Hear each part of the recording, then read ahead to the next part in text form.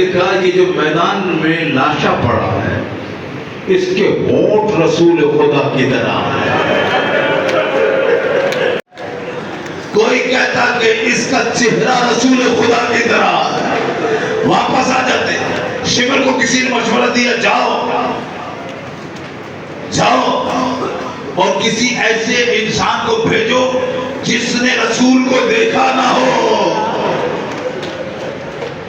جس نے رسول کو دیکھا نہ ہو. گئے اور ایک طبیب کو لے کر آئے. طبیب عیسائی تھا، عیسائی طبیب تھا.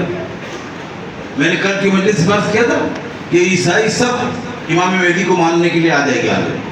عیسائی طبیب تھا. عیسائی طبیب سے کہا دیکھو ایک لاش پڑی ہے، جاؤ ادھر سے لاش کو اٹھا کر لے. عیسائی طبیب نے کہا ٹھیک ہے. کہا یہ لو خنجر، یہ زہر میں بوجھا ہوا، صرف تمہیں سر کاٹ کے لے کر آ.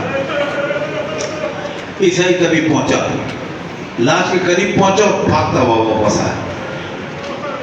پیسر صاحب نے کہا کیوں، کیا ہوا؟ کہا نہیں ہوا کچھ نہیں، میں صرف ایک سوال کرنے آیا ہوں. کہا سوال کر.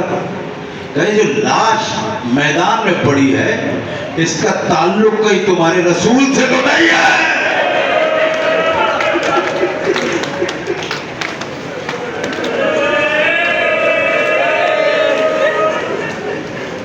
کہ کیوں؟ کہ میں نے تمہارے رسول کو خواب میں دیکھا تھا، میں اس کا سر کاٹ کے نہیں لاؤں گا، کہ میں تجھے مار ڈالوں گا، کہ مجھے قتل کر دے.